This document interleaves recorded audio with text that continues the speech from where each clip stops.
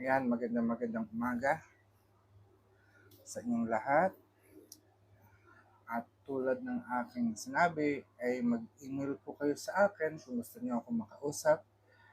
At ito po ay ating ginagawa ang live video nito, live streaming nito para kay EM, no? Dahil kasi nag-message siya sa akin at humihingi siya ng payo. Ika nga. So, babasahin ko sa iyo ang unang ano. Dahil una, nagtanong siya, sabi niya, tanong ko lang po, baka pwede po magpatulong sa inyo, mapabalik ko na ang family ko at magsimula na ulit kami ng buong family ng bago. So dito, sinabi niya, humihingi siya ng tulong. Pero tandaan natin, pagdating sa paghingi ng tulong, ang isang tao, hindi tayo pwedeng humingi ng tulong kung hindi kayo humihingi. O pwede magbigay ng tulong kung hindi humihingi. Ngayon, kung hihingi rin kayo ng tulong, sana naman ipaliwanag niyo bakit, ano ang nangyari, bakit mo kailangan ng tulong. Dahil hindi lahat ng humihingi ng tulong ay dapat tulungan. Even pag ikaw ay nasa ibang bansa, no, hindi ka basta-basta tutulong sa mga tao. Dahil alam natin na sa ibang bansa, no, maaring ikaw pa ang maidemanda kung lalo na kung aksidente kahit alam mong nangangailangan. Tayo kasi mga Pilipino, dugong bayani, no? Gusto talagang tumulong kahit na hindi naman humingi ng tulong. At pag nakita natin, ay agaran tayo tumutulong. So sabi ko dito, is kailangan mo munang ikwento kung ano yung tulong na maaari kong ibigay at bakit ka humingi ng tulong. At ito ang kanyang sinabi, no? Hi, hello po, sir. Hindi ako maka-email, sir, kasi naglalag yung phone niya at yung mami ng baby niya ang gumagamit ng email ad niya. So dito nakikita natin na masyadong wala ng personal life ang mga tao dahil nga kasi ay napagamit niya ang kanyang email o nabubuksan ang kanyang, hindi ko masabi kung mami daw ng baby niya, yung email ad niya. Kaya sabi niya, kung pwede dito muna tayo sa TikTok mag-usap, baka ma-help ko siya. So ngayon, pinagbigyan natin, no? But usually, hindi talaga ang hirap magbasa ng TikTok. Katulad ngayon, gamit ko ito, nagbukas pa ako ng laptop para basahin ko ang inyong mga liham. At shoutout muna kay Habi. Sabi niya, kamusta?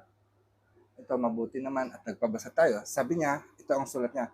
May partner po ako, may dalawa kaming anak. Ang pangalan niya ay si Kay.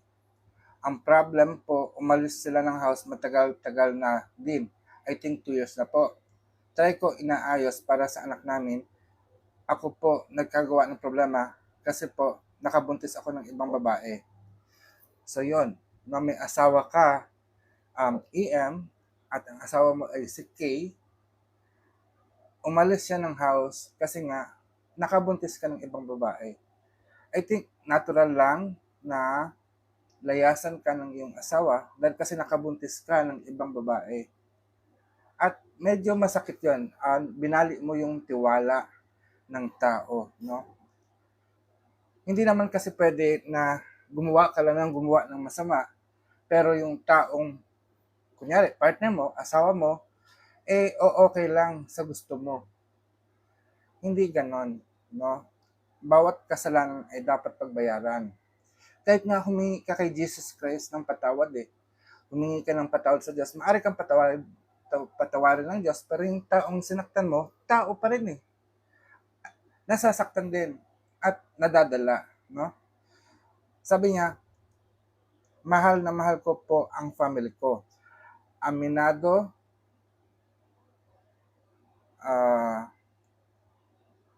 aminado at pinagsisihan ko po till now ang nagawa ko sa family mo. Yun nga aminado ka at pinagsisihan mo, pero nakabuntis ka. Nagkaroon ka ng ibang anak. So yung tunay mong asawa ay nasasaktan. Hindi natin pwedeng gawin na lunukin ng asawa mo o napakasalan mo yung pride niya at tanggapin na lang ang kasalanan na ginawa mo. May ebidensya. No? Tapos ito pang sinabi mo. Yung babae naman po na naanakan ko, siya po si Kayden. Grabe, napakasama po na tao ang ginawa niya sa akin pag-alis ng family ko dahil sa kanya, minahal ko siya. Pero grabe po ang ginawa niya sa akin. Manloloko po na babae. Pinalaglag pa niya yung una naming anak. Ngayon po, sumama siya sa matanda na foreigner para magkapera at itago ang anak ko sa akin. So, ibig sabihin, hindi lang isang beses. Kasi yung unang beses ay pinalaglag. So, ibig sabihin, meron ka pa rin isang anak sa kanya. At nung meron na siya isang anak, sumama siya sa matanda na foreigner para magkapera at itago ang anak mo sa kanya, sa iyo. Alam na rin, kasi una nanloko ka eh. So, walang seseryosong babae sa'yo. Okay, bubuntisin mo, pero ano? Kasi una nagsisi ka na eh. Nagsisi ka na sa unang Tapos nagkaroon ka pa pala ng isang anak. Pero yung unang anak mo sa babae mo ay ipinalaglag. At ngayon, iniwan ka kasi wala kang pera. Tapos ngayon, parang ang naiisip ko, gusto mong bumalik. Gusto mong bumalik sa tunay mong asawa. I think, tapos gusto mo ng gayuma para mapasunod mo yung una mong asawa na balikan ka. Parang pasensya na, no? EM. Parang hindi yata tama yon at hindi rin makatarungan yon. So kung talagang nais mo, isipin natin, lahat kayo ay Kristiyano, ay kailangan mong panindigan ang kaparusahan na uh, na natamo mo, no? Sabi nga nito, medyo masalunod pa yung case. Parang tingin ko po lalaki okay yung kalokohan ginagawa niya.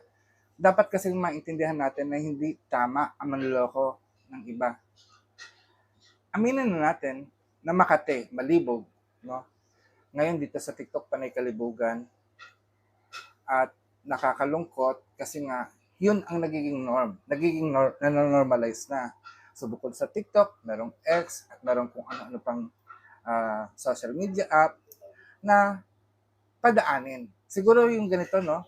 Yung panonood lang, bias lang or whatever, maging totoo na tayo sa mundo, na okay. Pero once na nagkaroon ka ng connection sa isang tao, magsisimula ka naman bola. Gusto mo naman bola at manloko. Oo, natural tayo, kaya natin maging mabait, kaya natin maging sweet. Pero ang tanong dito, kailangan natin ng responsibilidad. Matuto po tayo ng responsibilidad. Siguro ang maitutulong ko sa iyo, EM, ay ang tanggapin mo ang iyong sarili at baguhin. Kailangan mo munang makilala ang iyong sarili kung sino ka. Bakit mo nagawa na manloko? Ano ang pagkukulang ng una mong asawa para humanap ka ng iba? Diba? Ngayon naman, sa mga mag-partner, kailangan yung isipin na ano ba talaga ang gusto niya sa inyong partner? Libog lang ba? O yung talaga makakasama niya sa buhay, panghabang buhay? Huwag muna kayong magdesisyon agad-agad. Kilalanin niyo muna ang inyong partner. So dito, siguro, ang pwede kong magawa is ipagdasal ka, EM, na magkaroon ka ng bagong katauhan. Ayusin mo muna ang iyong sarili. Dahil hindi na natin i-involve yung una mong asawa at yung pangalawa. At yung pangalawa kasi na babae mo, pwede mo nang pakawalan eh. Dahil kasi meron na siyang foreigner at may pera na. Pero ang tanong ikaw, EM, may pera ka ba? Kung sakaling gagayumahin natin siya at tatrabahuhin din natin siya, yung asawa mo, may pambayad ka? Di ba wala din? Kahit sabihin mong magbigay ka, magkano? 500? 1,000? Yun ba ang halaga ng panloloko mo sa iyong unang asawa? Actually, hindi. Ilan ang naging anak mo sa unang asawa? Balikan ko nga. Sabi niya, may 2 kang anak. Magkano ba ang gatas ngayon? Sa loob ng 1 taon, ilang gatas o magkano ang pagkain na kakainin ng iyong anak? Ilang taon ng mga anak niyo? Yun lang ba ang halaga? Hindi. No? Hindi 1,000, hindi 5,000. Mahal. I don't need to compute kung magkano po ba ang cost of daily living, yung araw-araw, at sa loob ng isang taon ay may 365 days. I-multiply mo na lang yon sa 365 days, no?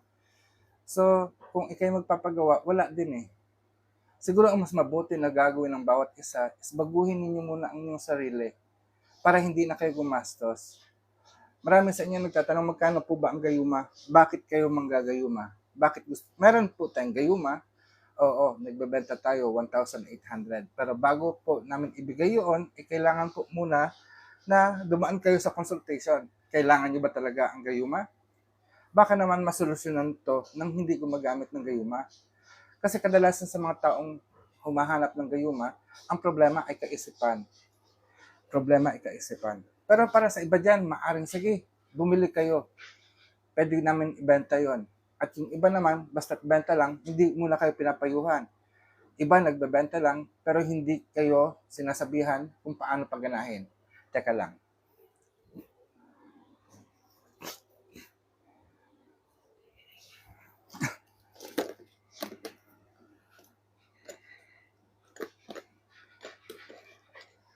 Ayan.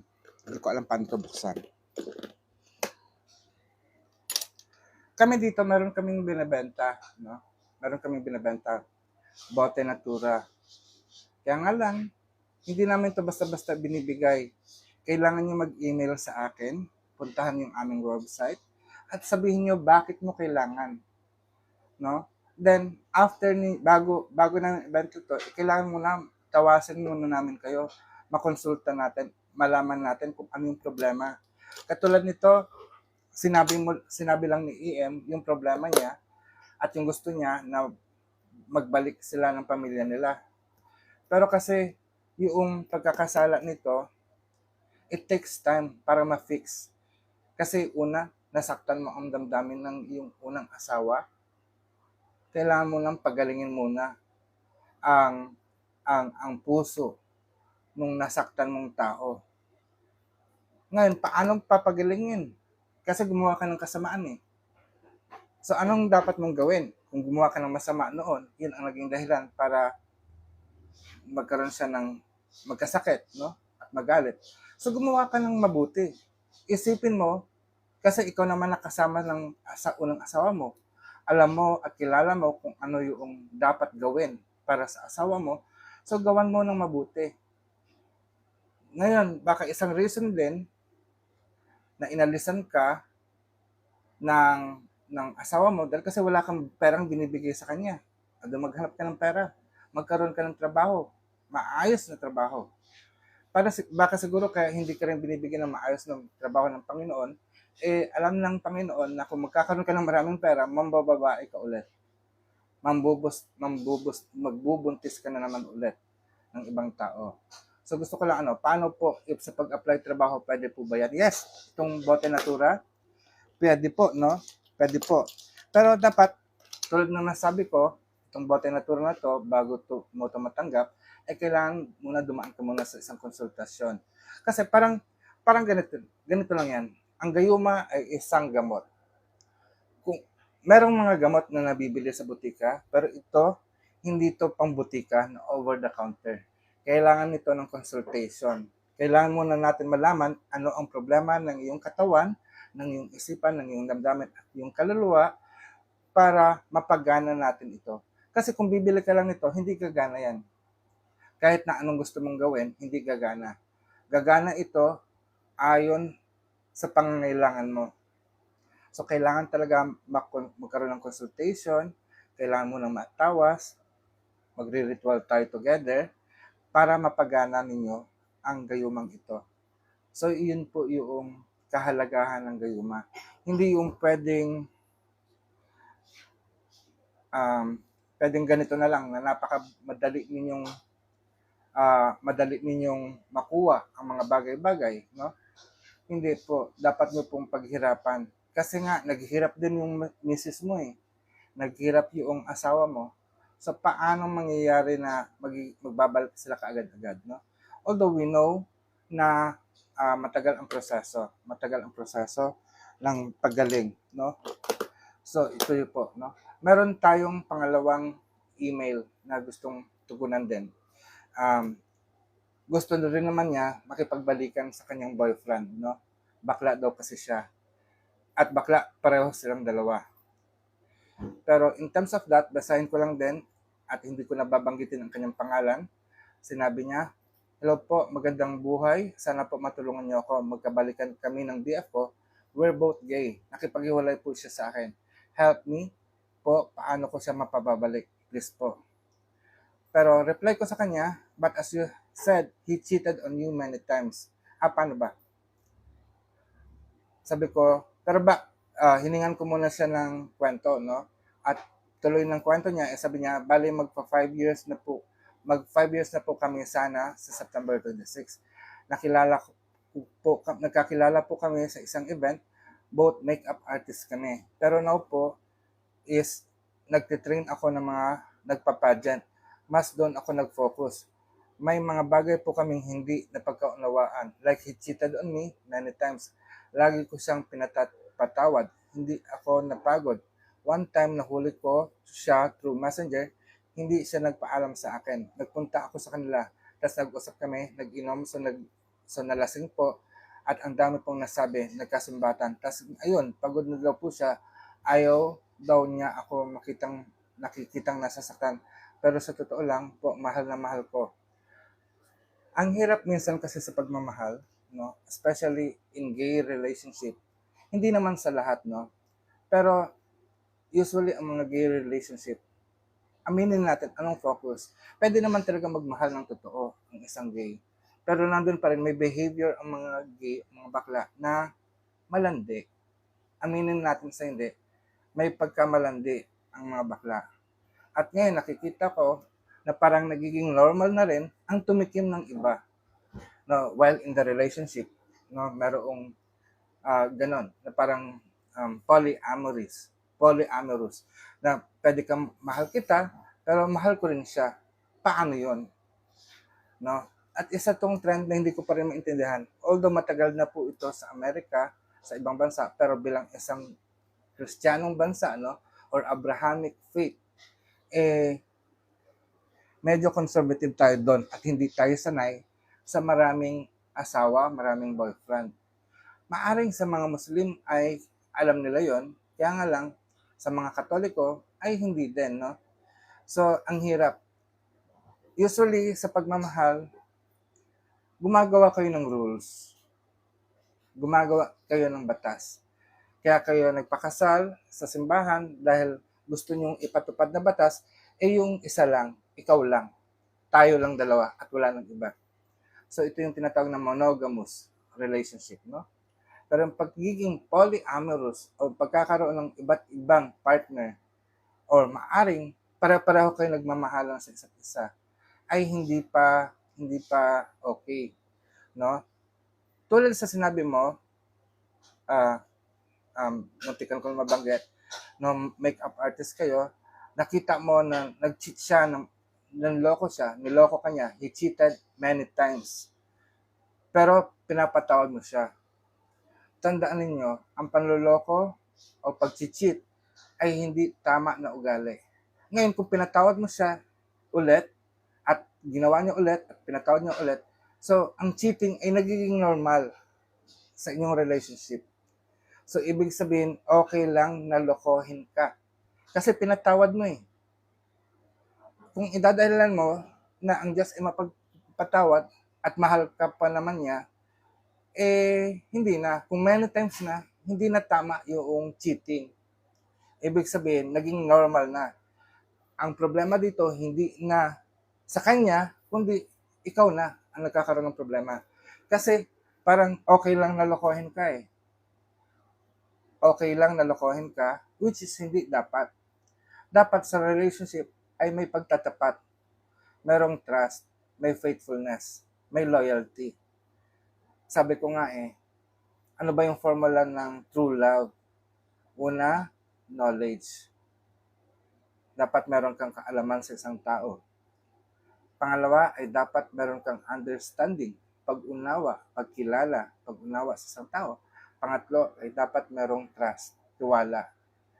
Once ang trust ay nabali, nabasag mo, mahirap nang buuin yan. No? Kailangan mo pang bumili ng epoxy or mighty band para ibalik yon. Pero ano kaya ang mighty band na maaring magdikit ulit o magbalik ng tiwala ng mga tao? No? So ito yung mabuting gawa, yung mabuting pag-uugali. So kailangan matibay dito, no? Matibay din yon. So mahirap na gawin yon. So gagawin mo ulit yung mga mabuting bagay para magbalik ang tiwala niya sa iyo. Since nabasag mo ang tiwala niya, mahirap nang ibalik. So babalik ka ulit sa knowledge. So nagkakaroon siya ng bagong behavior, bagong attitude, no? So uunawain mo yung bagong behavior niya. Kasi pag hindi mo maunawaan at bakit galit pa rin siya sa'yo, hindi mo makukuha ang tiwala niya. So kuhain mo ulit ang kanyang tiwala. Pero dito, no? So hindi ka napapagod kahit niloko ka ng maraming beses. Tapos nahuli mo siya through messenger. Actually, para sa akin, dahil kasi gusto niyang bumalik yung boyfriend niya. Para sa akin, nakita ko ito isang blessing in disguise for you. Dahil kasi nakita mong paulit-ulit kanyang niloloko. At hindi dapat yon. You deserve to be loved ng buong buo, na walang kahati. Pero depende sa iyo. Baka ikaw rin naman, di mo nasabi kasi dito kung meron ka rin bang nilalandi, no? Di mo, usually nga, hindi niyo naman nasasabi sa akin kung anong pagkakamali niyo, kung bakit kayo linayasan ng inyong mga partner. Sabi niyo dito, panghuli, na pag-usapan na po namin lahat. Madami ako nasabing hindi maganda. Nagkasumbatan kami. Pero sabi ko, pag naayos namin to, kakalimutan ko itong lahat, ibabaon sa limot, at magsisimula ng bago. Anyway, pwede ko bang ipakita sa iyo ang pic? Baka po may babasa ka sa kanya. Hindi na kailangan kasi nagre-live na tayo dito ngayon. Pero kung marami kayong nasasabing masama sa isa't isa, anong klaseng samaan ang meron kayo? Parang hindi niyo yata mahal talaga ang isa't isa kung maraming masama kayong nasasabi. Usually, okay lang yun na merong masamang nangyayari. May mga bad events na nag-aaway kayo. Pero ang mahalaga dito sa relationship nyo ay nagde-develop kayo ng magandang memories together. Okay yun, nag-uusap kayo. Kung napakadami na, dapat kung once na moment na gumawa ng mali, nag-react na kaagad kayo. Hindi yung inipon at inipon at inipon at inipon yung lahat ng sama ng loob, no? Dahil kasi, kung iniipon yung lahat ng sama ng loob ninyo, hindi na pagmamahal yan, magiging galit na. So basahin natin si Madam. Good day po. Ask ko lang po kung mahal pa ba ako ng taong minamahal ko. Abay, malay ko po sa inyo. Sino ba ang minamahal ninyo? Yun. Mag-email po kayo sa akin kung sino ba yung minamahal mo. Kasi itong sa live session, wala po akong idea kung ano po ang meron sa inyo. So, ipagpatawad nyo kung sabihin kong hindi ko alam. No? So, I need more details. At kung gusto niyo po, magkaroon tayo ng private session, no? At pag-usapan natin yan para buksan ko ang aking baraha. Kaya nga lang, kung bubuksan ko ang aking baraha, tatawasan ko kayo, ay meron pong bayad. No? So, kung gusto niyo po, mag-email po kayo sa akin, magpa-schedule po kayo, apoadman@luntiangagama.org. Yun lamang po. No? So, maraming salamat sa pag-like, Madam. Pero, yung tanong niyo po, hindi ko masasagot kung mahal ka pa ng minamahal mo. Dahil kung yan, ito, aaralin ko lang mula sa question niyo, kung mahal ka pa ba ng taong minamahal mo? Ang sagot ko, hindi na. Kasi sa sarili mo, hindi mo sigurado kung mahal ka niya. Kung mahal mo talaga ang tao at mahal ka niya, dapat nararamdaman mo, nalalaman mo, at hindi mo itatanong sa ibang tao. Kasi kung nagkakaroon ka na ng pagdududa, ibig sabihin, ikaw din mismo ay hindi ka na rin nagmamahal. Hindi mo na rin mahal. So, siguraduhin niyo po na nararamdaman ninyo. Dahil kasi ikaw lang ang makakaalam kung talagang mahal ka niya. The reason why tinatanong mo, kasi nagkakaroon ka ng problema. Pero ang pwede mong magawa is bigyan mo ng solusyon ang sarili mo. Aralin mo muna anong nararamdaman mo, ano bang nararamdaman niya sa iyo, ano ba ang nangyayari sa inyong dalawa. At pag sigurado niyo na kung ano ang nangyayari sa isa't isa, magkakaroon kayo ng kaayusan. No? Maaari niyong gamitin ang bote natura para mas lalong mas lalong pagtibayin ang inyong relasyon. Si Original, who is this? Og Glaze Donut.